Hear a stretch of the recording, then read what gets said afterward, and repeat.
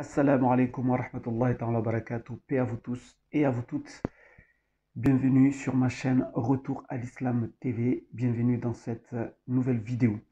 Donc en fait, c'est une vidéo où je vais tout simplement répondre à une personne qui, je pense, n'est pas un musulman, qui m'a envoyé un- un commentaire dans une de mes vidéos et qui a dit ceci. En fait, il va se poser cette question voilà, qui est courante en fait, parce que beaucoup de personnes se demandent pourquoi Allah n'a pas envoyé un intellectuel, n'a pas envoyé quelqu'un de scientifique, etc., pour le représenter sur Terre en tant que prophète. Donc, je vais vous lire son message et ensuite je vais vous donner la réponse que je lui ai donnée. Donc, il va me dire, salut, une question s'il vous plaît. D'après les religieux, les anges ont choisi un alphabet comme prophète pour faire passer des messages essentiels et révéler le Coran. Allah aurait pu choisir un savant lettré, un intellectuel érudit et influent et sérieux normalement, non? Ça choque personne. Alors, ce qui est bizarre dans son message, c'est qu'il va dire deux choses qui vont me faire un peu rire. C'est la fin de son message puisqu'il va écrire entre parenthèses, pas de réponse débile, j'ai pas le temps de débattre avec des attardés. Donc en fait, c'est une personne, voilà, avec un message un peu hautain, voilà, un peu trop sûr de lui. Mais bon, je l'ai pas mal pris parce qu'après, quand je lui ai répondu, j'ai vu que voilà, il avait bien compris, il ne s'attendait pas que la réponse soit exactement dans le Coran.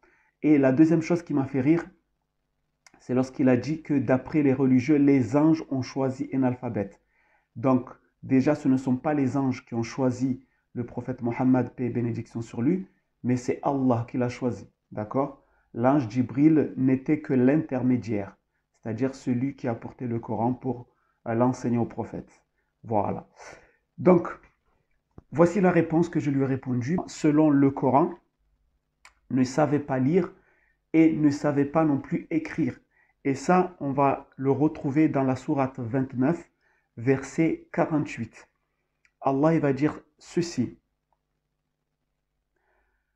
أعوذ بالله من الشيطان الرجيم وما كنت تتلو من قبله من كتاب ولا تخطه بيمينك إذا لارتاب المبطلون. Avant cela, tu ne récitais aucun livre et tu n'en écrivais aucun de ta main droite. Donc ici, Allah le dit clairement, le prophète ne savait pas lire, d'accord? Donc ne pouvait lire aucun livre et ne pouvait pas non plus écrire. Donc il ne savait ni lire ni écrire. Mais ici, Allah tabaraka wa ta'ala, il va donner la raison. Pourquoi il a choisi un prophète qui ne savait ni lire ni écrire? Pourquoi il n'a pas choisi un savant, un intellectuel, etc. Eh bien, c'est à la suite de ce verset. Donc nous allons relire le verset. Avant cela, tu ne récitais aucun livre et tu n'en écrivais aucun de ta main droite, sinon ceux qui nient la vérité auraient eu des doutes. Autrement dit, si le prophète sallallahu alayhi wa sallam savait lire et écrire, les gens auraient dit non. Ce Coran, ce n'est pas Dieu qui l'a révélé, mais c'est plutôt Mohammed. Regardez, il est lettré, il sait lire, c'est un savant, c'est un intellectuel. C'est facile pour lui d'écrire un tel livre. Donc Allah tabaraka wa ta'ala, dans sa sagesse, il a choisi quelqu'un qui ne savait ni lire ni écrire, histoire de montrer sa puissance. Pourquoi? Parce que le Coran, comme on le sait aujourd'hui, c'est un livre qui cache beaucoup de miracles qui ont été découverts aujourd'hui, que ce soit des miracles scientifiques, des miracles numériques. Mais déjà à l'époque du prophète, on sait que les Arabes étaient des gens très cultivés, qui savaient parler, c'était des poètes, donc ils savaient jouer avec les rimes, etc. Et lorsqu'ils entendaient le Coran, ils étaient surpris, étonnés de voir que le Coran aussi est un livre qui est très agréable à, à écouter quand il est récité. Donc les Arabes eux-mêmes, qui étaient des poètes, étaient surpris d'entendre le prophète réciter des versets qui étaient au-dessus de leur poésie. Donc en soi, c'était un miracle. Et donc ils ne pouvaient pas dire que c'était le prophète qui l'avait écrit. D'accord? Pourquoi? Parce qu'ils savaient que le prophète ne savait ni lire ni écrire. Ils ne pouvaient pas non plus dire que le prophète a recopié cela quelque part, parce que justement, il ne savait pas lire. Et ça fait partie des miracles du Coran. Et ensuite, Allah tabaraka wa ta'ala, dans un autre verset, va lancer un défi à tous les savants.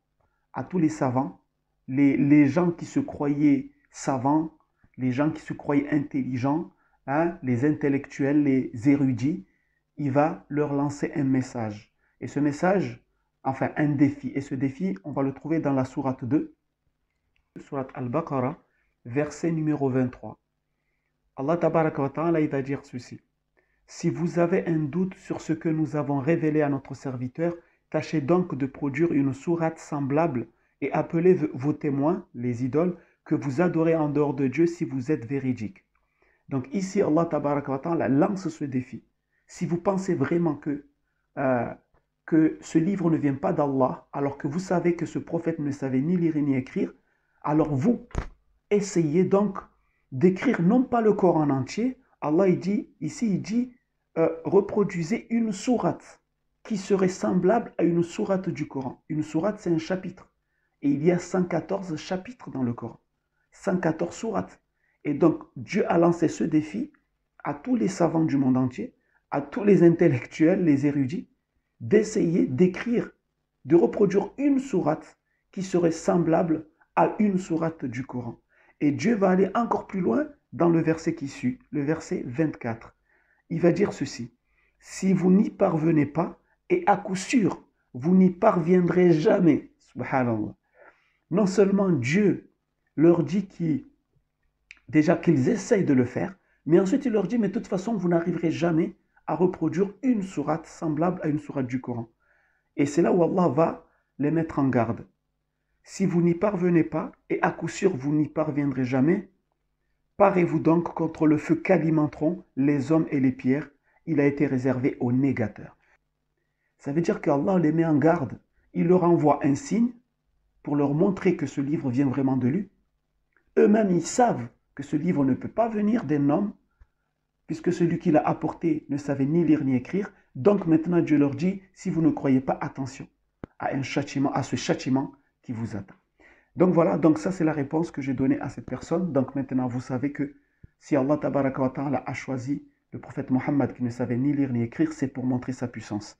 Et c'est pour ça que les musulmans disent, nous musulmans on dit, que le Coran est le premier miracle du prophète Mohammed sallallahu alayhi wa sallam.